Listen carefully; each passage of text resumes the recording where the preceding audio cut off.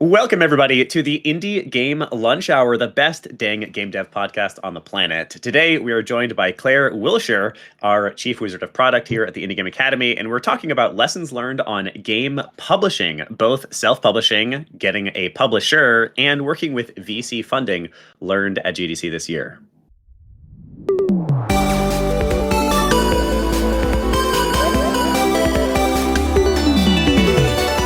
The Indie Game Lunch Hour. Wow, that GIF, Wendy, is perfect. Welcome all.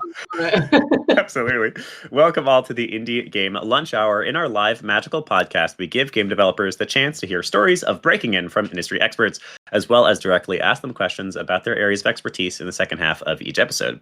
As always, I'm your host, Willem Delventhal, the headmaster here at the Indie Game Academy and the self-proclaimed Wizard of Joy. And joining me today is one of my own team members, Claire Wilshire. Claire is our Chief Wizard of Product here and is joining us to talk about games publishing. The entire team managed to get COVID this year at GDC or some kind of convention congestion, so we're kind of having a chill episode. We're just going to talk about lessons learned, and Claire and I deliberately went to a lot of talks basically about raising money because that is what we are attempting to do both for our Foundry team members and for us at IGA. So Claire, welcome to the show. What are you having for lunch today? Well, actually, I had Honey Nut Cheerios. Because that's what, it was delicious. It's great. Exactly what I wanted. Guaranteed to kick the COVID out, right? That's right. Yeah. Good for the heart. Amazing. Well, welcome to the show, Claire. So you are obviously no stranger to the Indie Game Academy, but I don't think we've interviewed you on the show before. Is that correct? Yeah, I don't know if it's been an interview. I've been part of a podcast in the comments, but not an actual guest. Awesome. Well, then let's do our typical intro. Can we get an origin story, Claire? Can you tell us about you, your career, and how you got to where you are today? My origin story, I'm a multi-classer. I've been all over done many things. In fact, it's almost like what haven't I done at this point? I've been a martial arts instructor. I've been a fitness trainer. I've been a rock singer. I've been all over the place doing everything. And I have started multiple companies at this point. And I learned that I'm a very creative person. And so I can't, just sit in an office and type away all day. I have to actually get out there and make things. So one of my most relevant things for the IGA and the game pathway was I did start my own company called Masterwork Productions, which was a live action game company, which I ran for 6 years successfully. Was one of the only people that I could actually make money in that industry.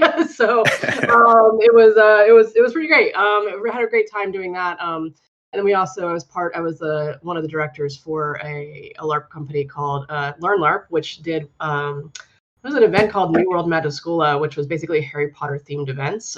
They raised $300,000 on Kickstarter.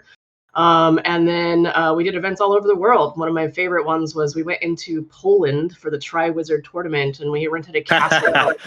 And we had wizard teams from 3 different countries competing for the Tri-Wizard Tournament Cup. So I was the headmaster or mistress or head person of that particular endeavor from the USA, and it was a great time. It was really, really fun. One of the highlights of that particular part of my career. And then from there, I kind of was like, wow, hey, I'm generally a manager. I love managing people. I love managing teams and projects, and so. Then I kind of learned about production in the game industry. It's like, oh, hey, this is actually a whole thing, and it's right up my alley. So that's when I kind of deviated into the game industry and that pathway. So amazing. And then we shared a mega jam together, stayed up late into the night, getting 40 people to release a game in 72 hours. Yeah, that's great. Yep. And then immediately after that, we started looking for a chief of ops. And then we decided to be negligent and hire 4 people instead of just 1, yourself included, as our chief of product. And the rest is history. Definitely. Absolutely. Well, so cool. It is wonderful to have you here. I'd actually love to talk about LARP for just one more second. Can you tell us some of the carryover lessons? Because people, I'm sure, are curious about the LARP world for those who aren't in it. Can you tell us about some of those carryover lessons? What are things you learned in the LARP community to bring here into the video game industry? Yeah, so it's everything. Like the overlap is actually insane. So those that are not familiar with what LARP is live action role playing. Basically, you're going out there, you're playing D&D live without dice. You're just kind of bapping each other. Usually, it's not always there's not always combat involved. There's more parlor style LARPs where you're in there, you're just acting out different stories or scenarios. probably the most familiar thing that people have been with is like a murder mystery. That is technically a LARP, especially if you're playing out characters as part of that murder mystery experience. So the overlap is it's one for one, quite frankly. The only difference is medium. So you have all of the experiences that you build in a video game.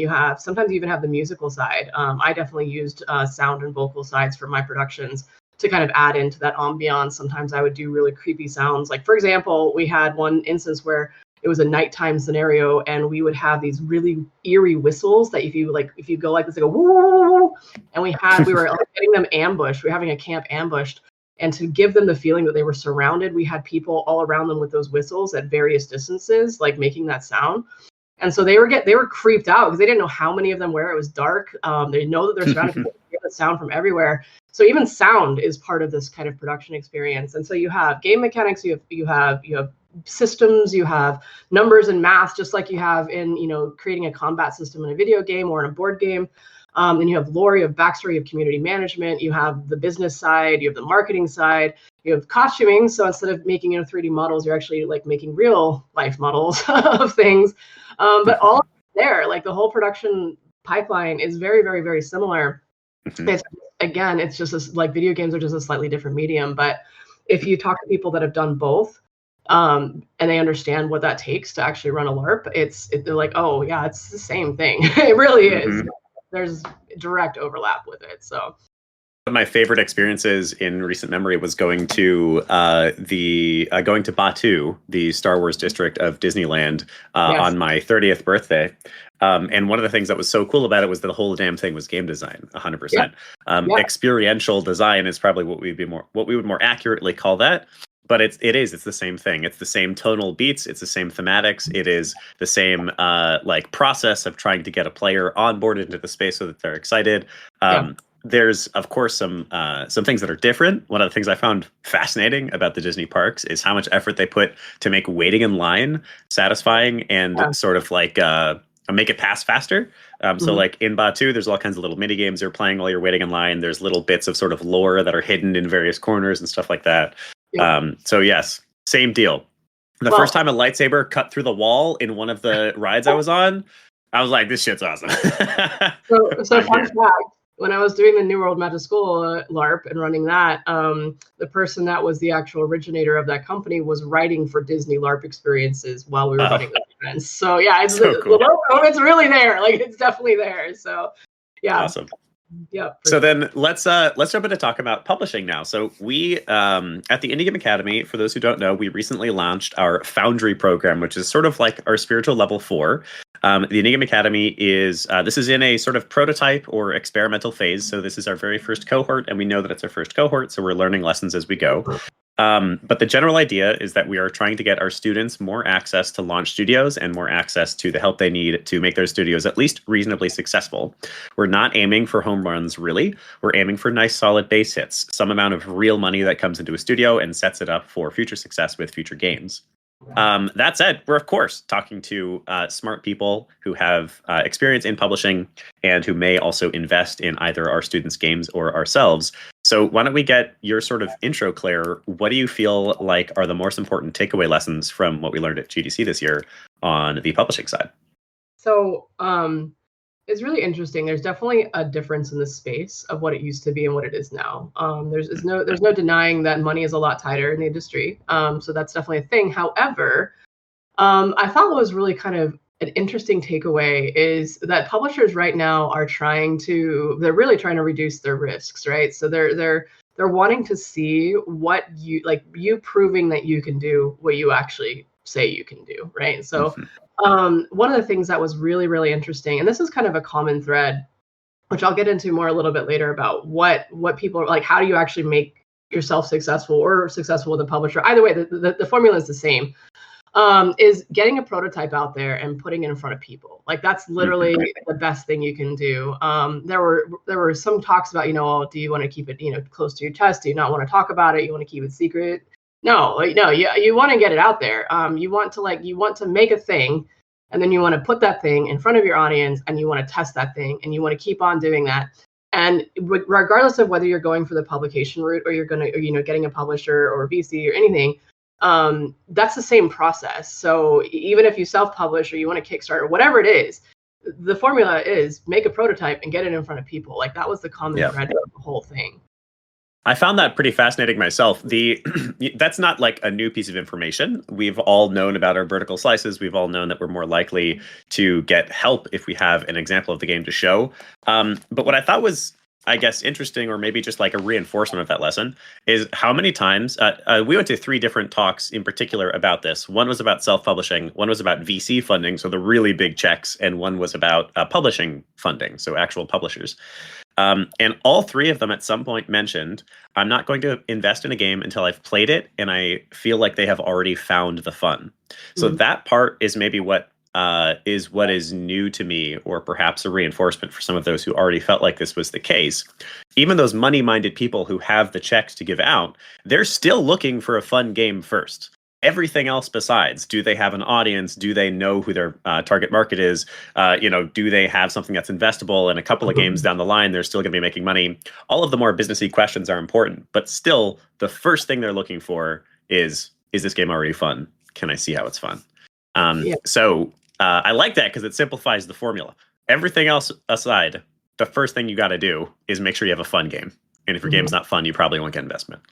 Yeah, and then I would add a secondary thing is also making sure that it matches the publisher's wants of the games they want to release, because different publishers are looking for different games. They're more familiar with different games, and so in soft pitching some publishers while I was there, you could definitely take a read on whether or not they were interested in that type of game or not. So definitely do, like, if you're going to start pitching publishers, do your research, see what kind of games they're interested in.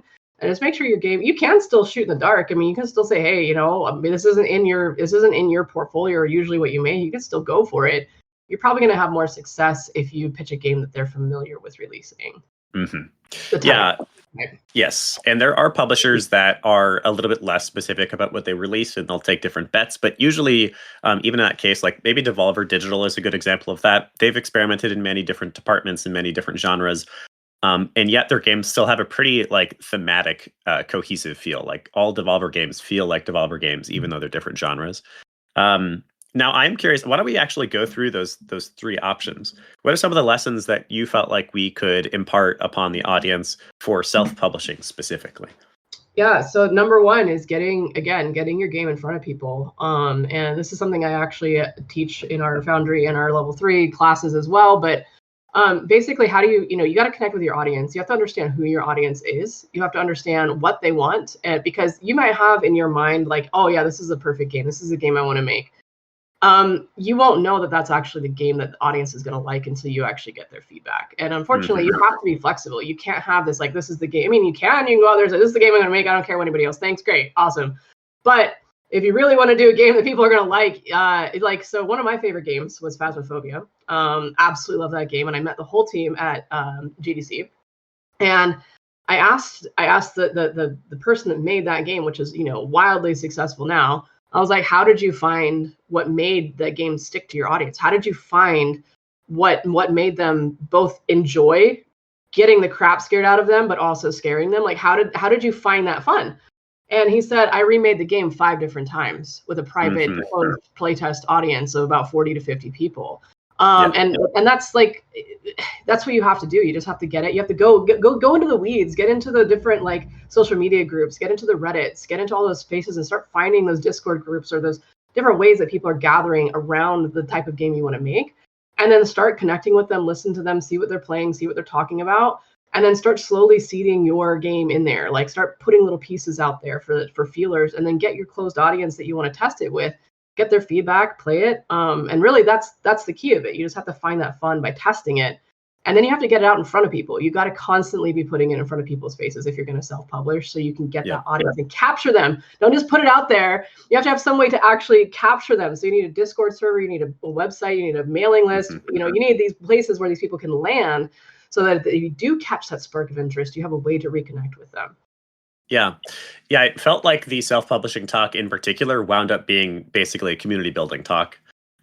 Because the actual problem, the reason that you go with a publisher or any source of funding is, of course, for money. It's nice to get paid for your work, but secondarily, it's for the distribution, and it is for solving the discoverability problem that everybody talks about. There are over 1 million games on iOS. About 75 games now get released to Steam every single day. So trying to stand out from that crowd is hard. And that's why you often work with a publisher. So for self-publishing, the actual problem to solve is where does money come from? For most self-publishers, it comes from you. You are self-funding somehow. Usually that means working some other job while you are pursuing the dreams. That is by far the most common way we see indies do it, by the way. It is stressful but possible. It's within your control that way too, which is nice. But then the other problem to solve is how the heck do you get people available to buy your game? The reality is, if you start marketing once your game is done, you will not have enough of an audience to launch to. And launch is a really important moment. It's the first time your game really gets in front of people for reals. And you need to have your audience already ready for launch. Marketing happens first. And one of the things that we heard from these publishers, these self-publishers, was they are absolutely building that audience from day zero, let alone day one. They're involving people in as much of the process as possible. They're asking for their feedback. They're making memes out of their content. They're engaging with their community. They're being excited to have every single one new person in their space talking about their game. They're asking their opinions. They're absolutely they're a media house in addition to being a game developer. And that's a lot of work, but is more or less required if you want any kind of real sales once you launch. Definitely. So we can move on now. If anybody has any questions about self-publishing, it looks like there's a couple. Feel free to drop them in the chat. We'll get to them in a couple of minutes. But let's move through all three. So let's escalate and get a little bit bigger now to the publishing. So working with an existing publisher.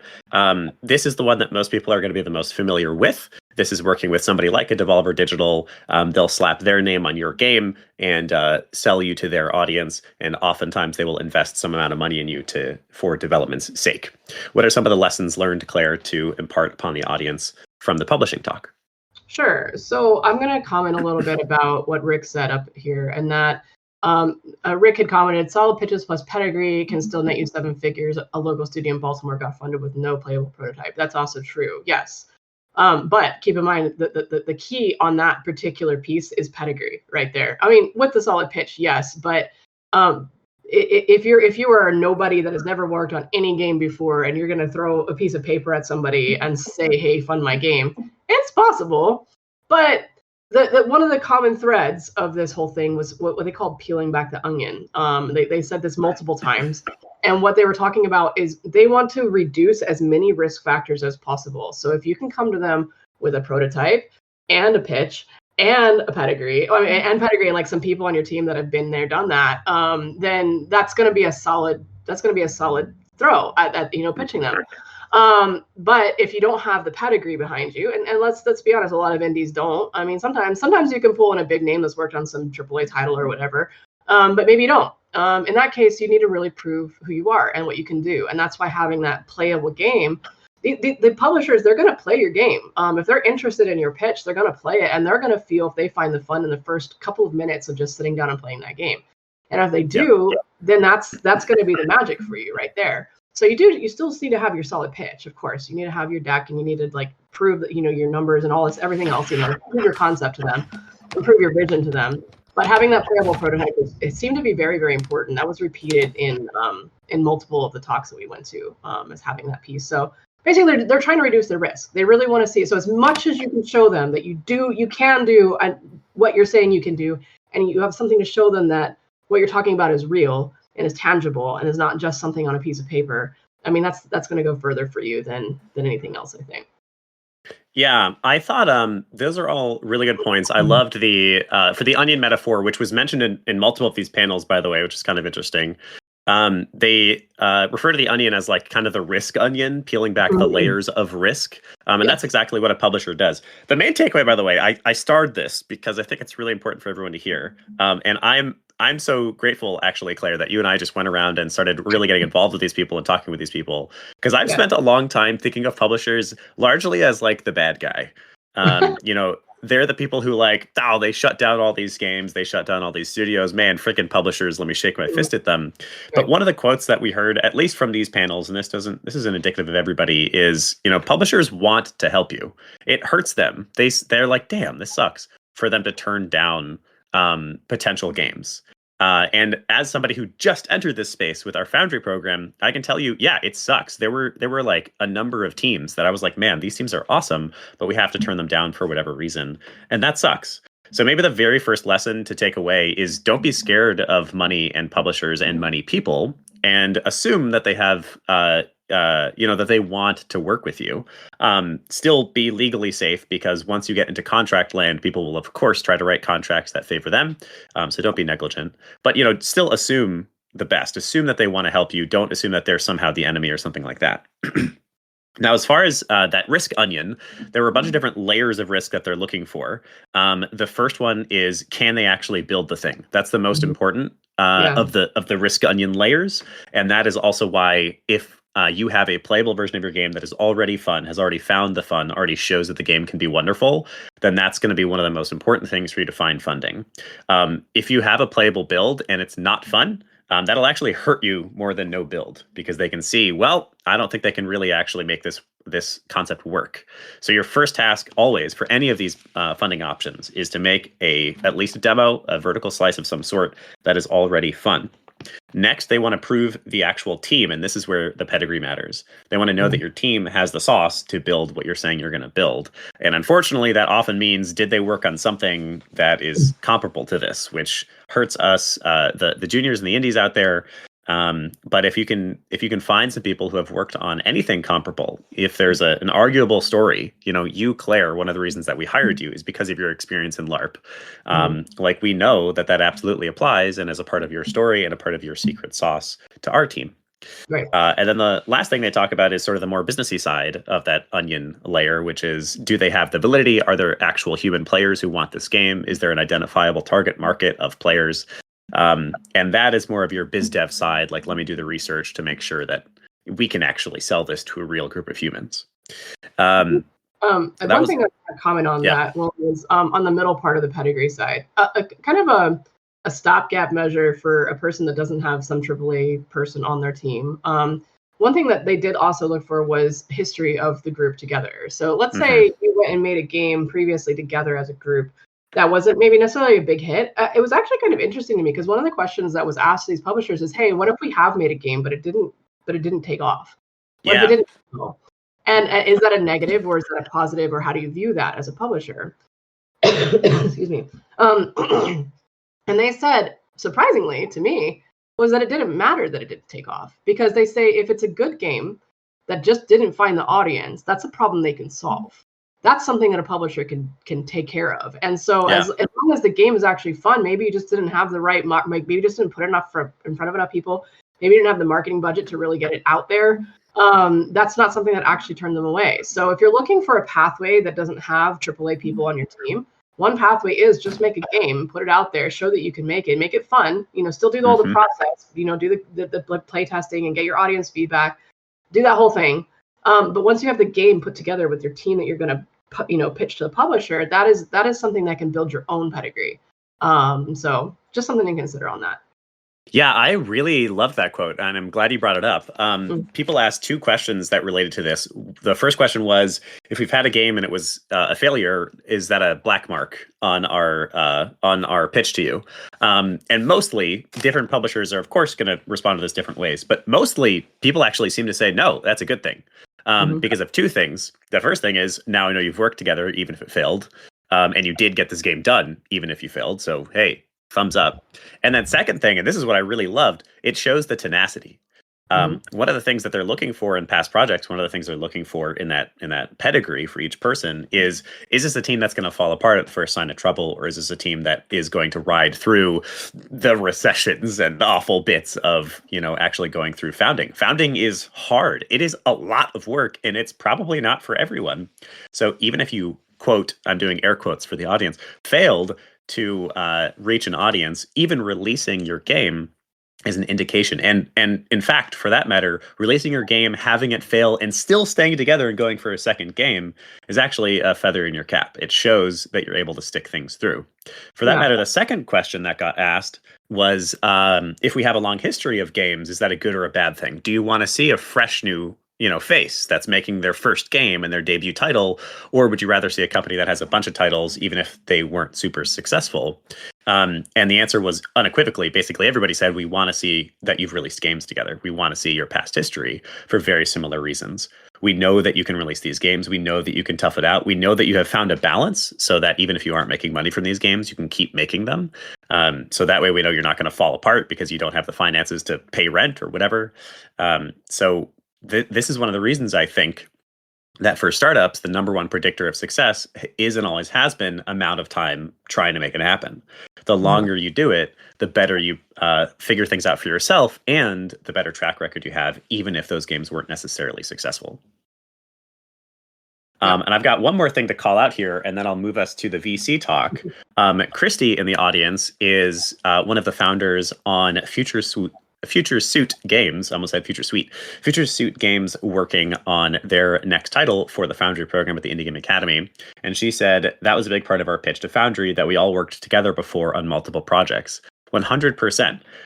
We had a lot of conversations about your team, Christy, and this is just for the audience here to hear. One of the reasons we went with Christy's team, we actually felt like their pitch, which is basically Slay the Spire meets Mass Effect, was in a hyper-saturated space. There's so many deck builders. So we were worried about the game concept on its own, standalone. But your team is one that we know, trust, respect, and that we have no doubts will get this thing done. And so that to us was incredibly appealing. We were like, all right, even if it's a saturated space, we know this game is going to get out there. We're going to learn a bunch from this experience together. So let's do it. So absolutely, that alone was our biggest yes for your team and for those listening. Okay, so let's talk about VC. VC means venture capital, if anybody's unfamiliar with that. So these are the big dogs. These are the people investing a lot of money. For reference, one of the people on the VC panel said, yeah, we're probably the smallest people up here. We only invest about $500 million per game, or 500,000, I guess. Yes, $500,000. So that's a small VC. $500,000 is small. So these are the sort of institutional investors. It is unlikely for them to invest in just a random studio. But they tend to invest instead in sort of like systems ideas or in some kind of studio cadence. So like, we're not just making this one game, we have this grand vision of taking over a part of the industry or something like that. So tell us, Claire, what did we learn from our time talking with some VCs? So VC funding is definitely different from, I have a game, I want to make money with this one game. Like that, it's not the same. Can you? Yes-ish. But the general sentiment was that they're not the people to pitch if you just want to fund a game. They are systematic. So they're in it for the long run. VCs are with you. They're not just going to give you money for one game and then you have a publishing agreement. VCs are with your company. They're investing in your company. They're investing in your team. They're investing in the long-term trajectory of what you are offering the industry. So that's why Willem was saying that, they're not looking for a singular game. They're looking for a system of games. They're looking for some kind of way that you're reaching the audience in a different way. Maybe it's not a game at all. Maybe it's just a different way of making some kind of product that a platform or a UGC marketplace or something like that. Yeah, something like that. So they're investing in companies. I think that's a really distinctive difference that people need to realize, that they're not there to fund your game. Most of the time, there's exceptions. There's sometimes that they will fund a game, but mostly they're looking for a team or like for an actual company concept. And the number one thing that they are looking for is a new way to reach audiences, was pretty much the resounding theme. So like kind of what Willem just said, maybe it's a different platform, or maybe it's a different, just a whole different concept in general of how you're reaching this audience in a new and different way.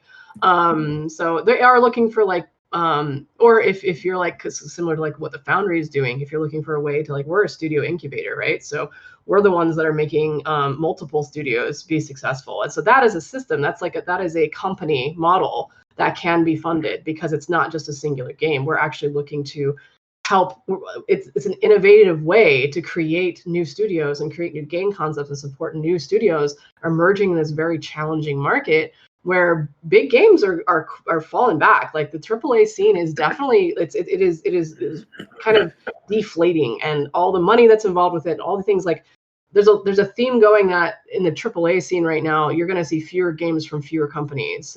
They're just going to be focusing a little bit more singularly on what they're producing.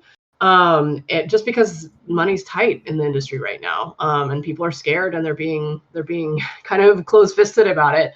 However, the counter to that is that there are some other voices that say that that's the absolute wrong way to go about things, and that now's the time to take some risks, and now's the time to break out, and now's the time to just be different. And that's the whole reason why we launched Foundry, is because we also believe that. We believe the little people out there that are trying to make games and do it the old way before all these big investors came in and like started like, oh, you can make money in games. Yeah, let's throw some money at that. That's why Foundry was created, was because we believe in that pathway. And so, going back to the VC thing, a program like Foundry is something that they would be interested in funding, versus like I'm a studio, I want to make this singular game. Now, if you want to make a whole series and you have a plan to make a whole studio that's going to create multiple different games of the same kind of genre, that might be a little bit more appealing to a VC. Yeah, there's a lot to pull out of that I think is really strong. The stat that I have seen before, so we're uncertain how much money is getting invested in 2025, because obviously we are only partway through the year. But between 2023 and 2024, VC funding specifically dropped by 75% in the game sector. So the amount of funding going around is dramatically less. And so for those bigger companies that need a dramatic amount of funding, they're really struggling. And as Claire mentioned, the things that VC are looking to invest in right now are the things that are somehow reaching a brand new audience. So unfortunately, what that means is things like AI or deep tech powered games, like some way for the game to be brand new and reach a brand new set of human beings. There was a game that they mentioned that I already don't remember the name of. It's the one where you're a vampire trying to get invited into people's homes. Can anybody know what I'm talking about? Drop it in the chat for us. So it's actually LLM powered, large language model powered, so basically ChatGPT powered, where you're talking to somebody at the door of their room and of their house, and you have to try to get them to invite you into the space, because of course vampires need to be invited in. So that's an example where that type of game is going to reach a brand new audience of players, people who may not have played other games and therefore may be more interesting for them. But a point that I want to bring up, even if they are considering investing in a game, something like that, the only way that it makes sense for them to invest in a game like that is if that game has a plan for the next 2, 3, 4, 5 games. A sort of base standard fact for investors at large, but definitely VC, is that they're typically cutting checks in the millions of dollars. And so their games, they tend to invest in games or just projects, I should say, that they believe could make somewhere between 100 and 1 billion, 100 million and $1 billion in revenue. And that's because on average, 9 of their investments are going to completely fail. And so they need that one to have a massive success for them to invest in it. So whatever you do, whenever you talk to somebody like this, that's really what they're looking for. They're going, can this, whether it's a game, whether it is some kind of company, whether it's a platform, make somewhere between 100 million and $1 billion. And for most just typical standalone games, the answer to that is going to be no, which is why VC doesn't tend to invest in standalone games. But if you as a studio have a plan, maybe you're a Telltale or something like that, where you're going to be cranking out multiple games and they're going to tie into each other in some interesting, prolific way, then maybe you would talk to VC. But typically VC is for things more like Manticore, maybe is a good example, which is an entire platform creating a new metaverse with its own UGC tools, and is much bigger than an individual game. That might actually make $100 million to $1 billion. Yeah, they're definitely looking for the long-term game on VC funding. The other thing that was really important is not already being funded in a way. Like if you already have pieces of the pie that's been distributed to other people, it's gonna hurt you from getting VC funding. Like there's a difference in like seed funding, like the very, very beginning, but typically anybody that's going to throw big money at you, they want that first slice. Like they want the piece that they want. So if you're already funded, or you already have some kind of agreement with somebody that's taking a piece of your revenue for for already giving you money, you're going to be less successful in getting these people interested in your project. So that one of the things that I suggest to other people is that if you are going to get some kind of small startup funds, just to kind of get like a prototype put out together, Possibly consider having a buyback option with your funding so that you can pay them out and buy them out of your project. So then you can open yourself back up to funding again. So just something to consider. But again, if you're doing multiple rounds of funding, it is going to be harder and harder for you to secure funding the further you get out. Yeah, usually what you'll wind up having is one investor of whatever type comes back multiple rounds, and often a couple of investors will do that too. So you'll have like somebody who came in during your pre-seed round, which is your very beginnings, and you'll raise $100,000 to $300,000, and then in your seed round, when you're looking for like $500,000, then those same people will probably come back and invest more, assuming that you're continuing on the sort of right track. Before we move into community questions, Claire, my question is now about the future. So you and I had a lot of conversations about what the game industry looks like in the next couple of years, because we're, of course, trying to figure that out for our Foundry teams. So in your opinion, what are some of your takeaways and thoughts on how the game industry will change in the next couple of years? So I do think that there's opportunity for the little people out there. When I say like the little teams, I do think that there is opportunity out there for it. I think the challenge that's going to be there is connecting with the audience, and that's the challenge across the board, regardless of whether you're AAA or you're indie. Is connecting with your audience in a meaningful way. So I think that the absolute key of all of these, regardless of whether it's a small game, a big game, whatever, is one, creating something that's actually fun. Like that's like the number one thing. Testing it. And then getting it in front of your audience and absorbing that feedback. We're game creators. Like, we are experience creators. Yes, we are. However, it's your audience that's going to tell you how to make that game. And if you have to, I sincerely believe you have to disconnect your own ego and your own desires for what the perfect game is in your head. And if you have to be humble in that, and you have to like reach your audience, and you have to listen to them, because they will tell you what is fun. They will give you the golden ticket to understanding what your game is or isn't. And when you feel like watching your people play test your game and you don't see that spark of interest, you've done something wrong. You need to figure out how you fix that until you need to keep trying and trying again until you get that spark. Like, oh, this is fun. Or people that don't want to put the controller down, or people that are like want, and they're like, and they start asking you questions. Well, when is this coming out? Or how do I follow this? You start getting those feedback questions that are genuine, then you actually have something. So yes. What is the opportunity? The opportunity is just do the thing and listen to your audience and connect with them. Like it literally is the golden ticket. It doesn't seem like it's that simple, but it is. You just got to keep doing it, and you got to keep on reaching that audience and keep on putting out in front of people. So to answer your question, yes, I do think there is opportunity for the smaller studios to really kind of branch out and break out of this kind of weird spot we're in. And I also, this is personal opinion, but with all the AI stuff that's going on right now, whatever your opinions are on AI, I still think there's going to be a craving for people to have genuine human connection and genuine human art. And so I think that leaning into that genuine humanness, I think is going to be a strength as well. I think that there's a whole lot of buzz and hype. Do I think AI is a tool? Yeah, it's a tool. It can be used to make things more efficient. It can be used just like, when we moved from just drawing on paper to 3D art, you can do art a lot faster now as an artist because you have those tools. But I don't think that there's the human element is something that can be replaced. And I think people are going to crave having that genuineness. So. Yeah, that's I love those as some takeaways. I think to throw AI in there, so investors like hearing about AI because it's one of those next tools that might change the game. But players still don't care about AI and in fact don't like it. There's cases where they do. The game Cheru found the name of the game that I was referring to. It's called Suck Up, and it is you are a vampire trying to get invited into a home, and you are talking to ChatGPT trying to convince it to let you into a home. Adorable. Try that out. So in that case, a player is going to like that because it's a sort of appropriate use for AI. But when AI is instead used, like there was that controversy with Call of Duty where we found out that they were making a bunch of skins using AI. In that case, that's just theft, and we don't like it. Players don't like it. So, and if players don't like your game, you're dead in the water. So yes, find the appropriate use cases for AI. Do use it though. If you insist on not using it, I feel like you're only going to fall behind, and it's better to find those places where it can fit and still have that positive human connection. Future of the industry, and then we're going to get some questions on stage. I had a wonderful chance to talk with Amir Satvat, who I lovingly refer to as the darling of the game industry. And we had a great chat about what we believe the future to be in terms of education, in terms of careers.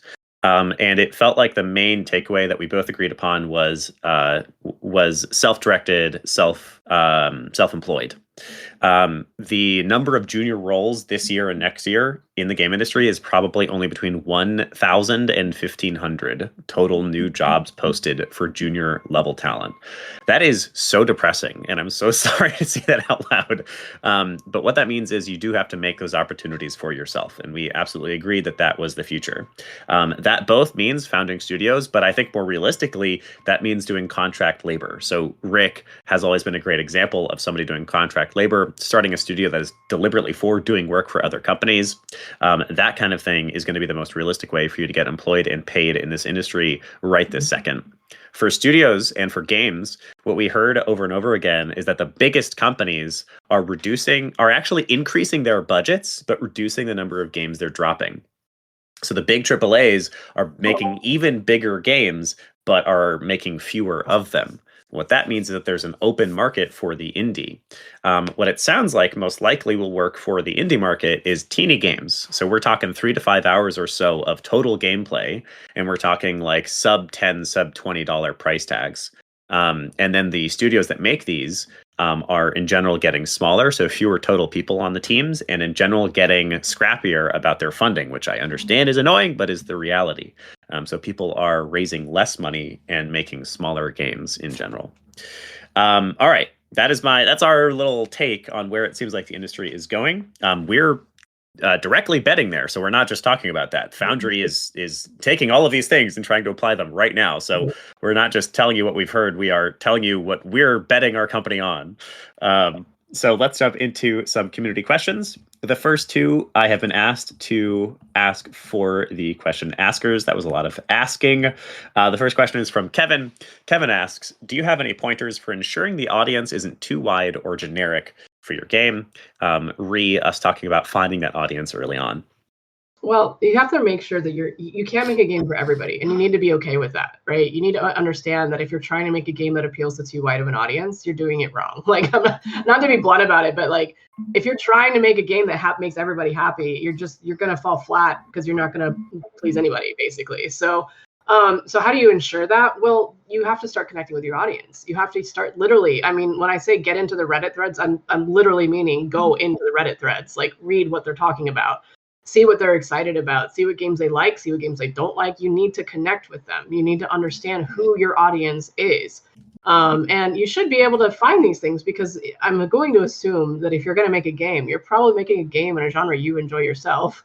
And so just where do you go find information about the games you like to play?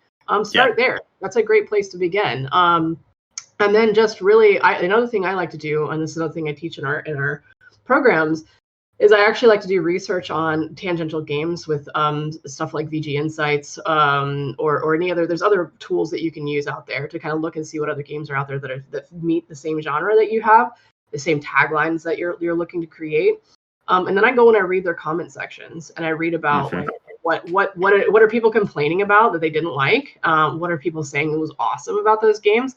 And I just start picking apart all those little nuggets and sticking them in a little folder to be like, okay, this is what I need to replicate, and this is what I need to fix, because complaints are actually golden nuggets. Like, if people are unhappy about things, that's pointing you in the direction of what you can do better. So that's actually a really positive thing to find.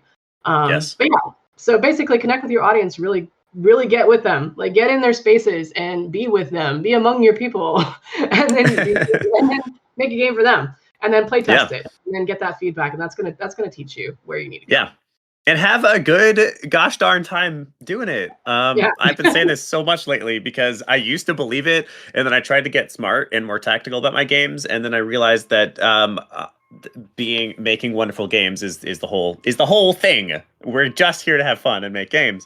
100% believe it, enjoy it, have fun with your audience, get silly, goofy with your audience. One of the things that I see all the time that works exceedingly well is like some audience member will make jokes of some sort, will kind of make a community meme, and then that'll wind up in the game. actually involve the audience, connect with them. There may be two great takeaways. In one of the community building lectures, somebody mentioned name your audience, give them an identifying flag. So, these aren't just community members. These are, like, here we talk about wizards all the time. We have fun with this sort of like goofy wizard school thing. At different companies, they'll have other names besides that. You aren't just a Roblox user, you're a Robloxian. I don't know if they have an actual term. I'm making that up. The other takeaway is to find your Reddit, which I thought was so funny. Find the space that your players hang out in on Reddit or other platforms too. Where are they actually hanging out? Engage with them there, read there, really involve them. I think ensuring the audience isn't too wide. Claire mentioned a couple of those little magic moments you'll have with your players that let you know that you're really getting close. I had a friend playtest a game of mine back in college where I left for class and I came back 2 hours later and he was still playing my game. Those moments are what you're looking for. When people are creating fan art of your game, when people are asking to be involved in your game, when any individual, not a conglomerate, not a metric, is showing you that they love this game, that individual is somebody to get connected with, to ask them what they love about it, and then to find more people like that. That's how you know. All right. Next question, another that I'm reading for them. Alec asks, does the studio's trusted name brand familiarity only count as pedigree, or can pedigree be as much as a single member on the team? It could be a single member or a couple of members. I've seen people get funding they've brought in, actually one of my mentors when I first started in this industry got $1 million worth of funding because they had 3 names on the team that had been there, done that. And the rest of the team was like people unknown. Right. Yeah. So it could just be one person or a couple of people that can give you that pedigree and kind of push you forward in that direction. It doesn't have to be the whole studio. Yeah, it doesn't. That's really all there is to say about it. Any individual, absolutely. You should sort of think about it like you have a team story, and then you also have individual stories, at least for your founders, and then for any team members who are adding to the story. So like there should be a story about why Claire is the perfect person to be the chief of product here, and then there should be a story about why our team is the perfect team to run this company. A little personal anecdote. When I ran my cat games, which some of y'all deep Willem lore know about, we never really tried to raise money. We won money from a couple of different prizes and stuff like that. But mostly we didn't try to raise money. There towards the end, we did try to, but at that point we were already kind of failing, and we didn't have a good argument. Basically, that was my first experience trying to raise money. There was another company that did almost the same thing that we did, cat video games, except it was for streaming. It was meant to stream these cats playing games, which first of all is hilarious, but second of all, they had one of the Twitch founders as an advisor, and they raised $2 million. That is an example of where pedigree really matters. If you go, yeah, we're going to make a streaming app and we have one of the Twitch founders, it's pretty hard for you to be like, they're not going to know what they're talking about. I will also say that networking is huge. I know there was somebody who said they were scared about GDC because of the plague. I mean, yeah, it's 30,000 people all over the world. The chances of people being sick is very, very high. But I would say that the networking opportunities at GDC were phenomenal. And if you're looking for that pedigree right now, there are a lot of people that have been laid off in the big industries recently and there are a lot of, at the core, a lot of these people are there because they love making games just like we do. And if you can connect with one or two of those to be an advisor for your team, the opportunity is there. You just got to reach out and connect with people, and I would always start with a compliment if you're trying to connect with these people, and don't try to ask them for something right off the bat. Get to know them first. But basically be like, hey, I really loved your work on this. I've always admired what you do. I love what you're posting on LinkedIn. I just was wondering if you'd like to connect. You can do the connect and send button. You have like 4 free a month if you don't have premium. Use that and just start connecting with people. And you never know, you might have somebody, or join other Discord groups. Like for me, I also have the production Discord. That's how I met Nick, who is he just was one of the producers for the Assassin's Creed game that just came out, Shadows. And me and him have developed a wonderful relationship. And that all started from me joining his Discord, joining his mentorship program, and our relationship developed from there. So, just be out there, join people. You never know who you'll find. Yeah, actually, that's a great piece of advice. If you're looking to improve the pedigree on your team, finding advisors is like one of the easiest, most straightforward ways to do that. Make sure you aren't lying when you do that. So having somebody who's agreed to be your advisor that you've never really spoken with, or even if they did verbally agree, but you don't really ask for their opinion, that's a waste of everyone's time. But having advisors who have agreed to advise your project and you're meeting with on a regular basis, I like to at least talk with our advisors at least once a quarter. That does absolutely add to your pedigree. You can say, hey, this person is telling us when we're wrong, and we listen. That's very good. All right, we've got Rick on stage for our final question of the day. Hello, Rick. Welcome back as always. Hey, thanks for having me. Excited to see you here, Claire. You are extremely knowledgeable and amazing at everything you do. So my question is regarding suck up. I've worked with her. I know. My question is regarding the capital and finding funding. When you're trying to find funding, do you find that just trying to go out and do it yourself is good? Or would you find somebody who's familiar with the capital networks, somebody like an agent or, one of those publishing groups like Powell Group or Exola, where they have the connection? Do you see benefits and drawbacks to that? Like, what can you speak on that? So, I mean, I would lean towards myself. Mostly because when I'm having that connection with somebody, if I'm talking to somebody, I'm trying to convince them to give me money. One of the big parts of this conversation has been is understanding the team and if the team can do what they're going to do. And I feel as though I have a much better chance of expressing myself and expressing what my team's strengths are and showing who I am as a person. I am the developer. I'm the one that's making this game.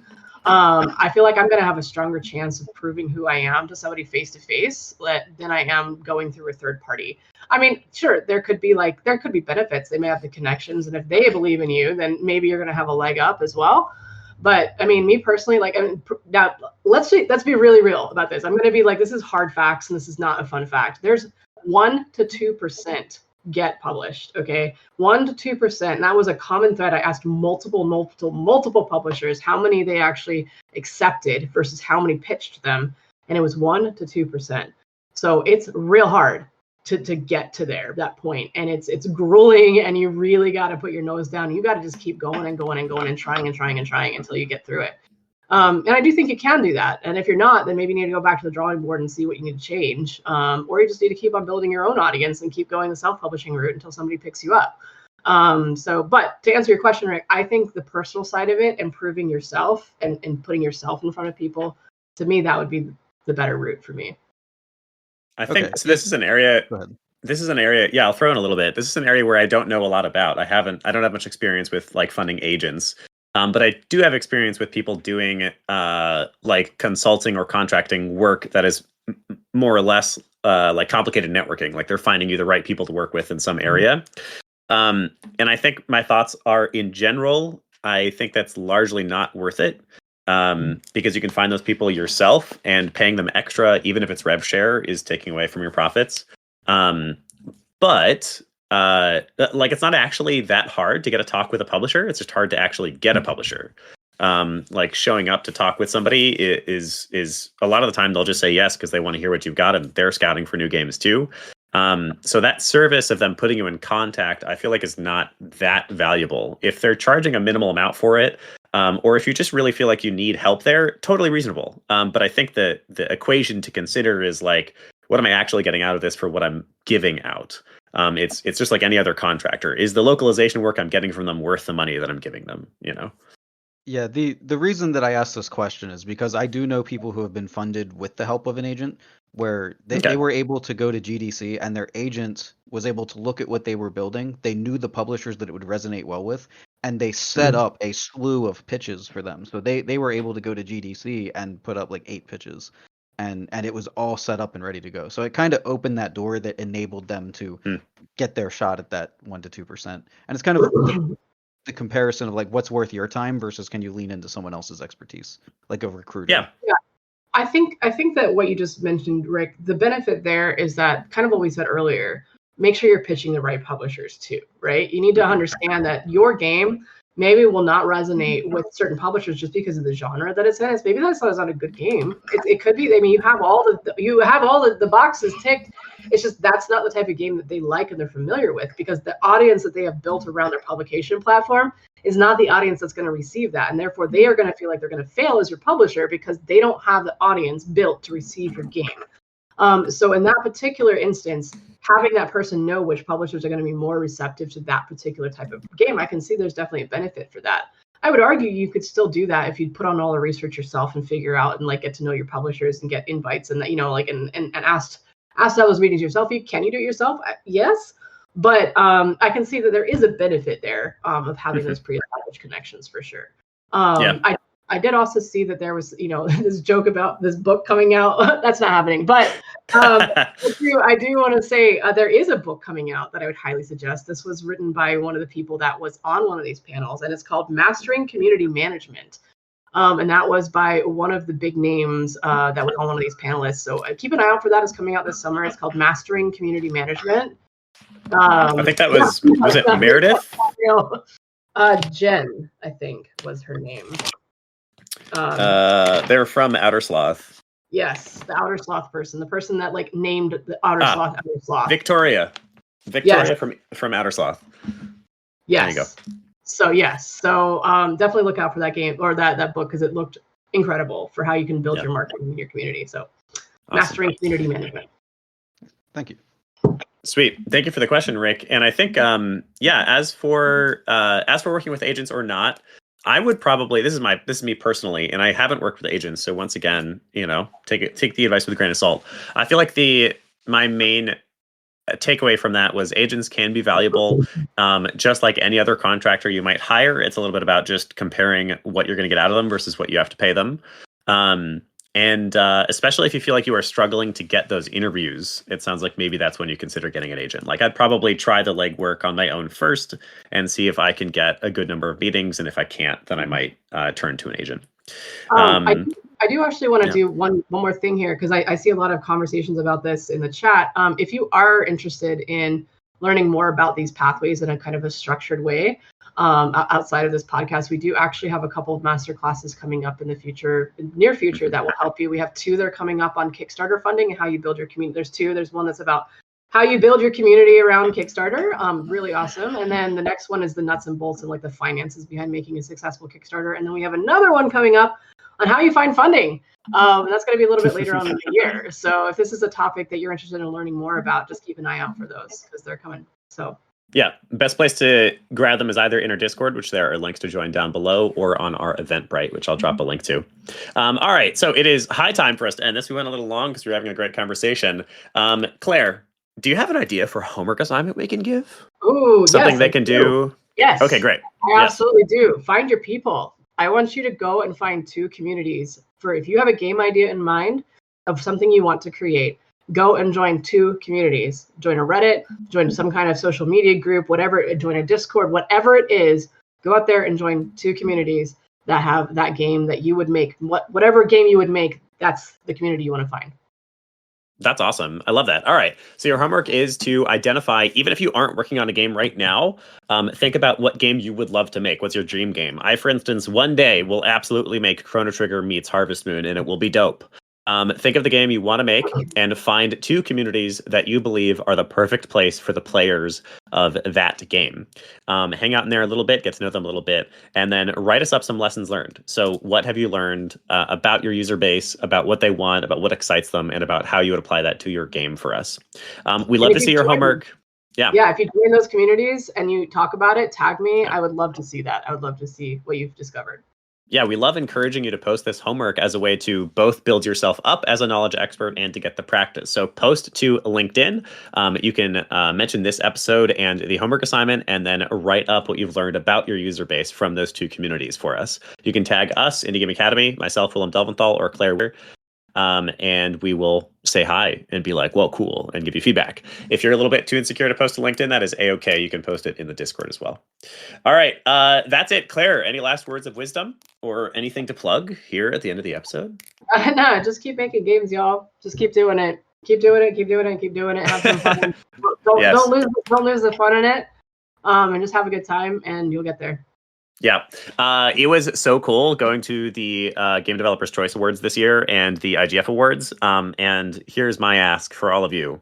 Y'all, I want to see at least one IGA community member on one of those podiums next year. So submit your games to the IGF Awards, and I will scream until I'm hoarse from the audience. And of course, stay hydrated. Thank you, Clever Nevers, from the chat. All right, everybody. We will see you again next week, 12 p.m. Eastern Time, single Wednesday here in the Discord. There are links to join us down below. As always, this has been an absolutely wonderful episode. Thank you for being here. I think goodbye.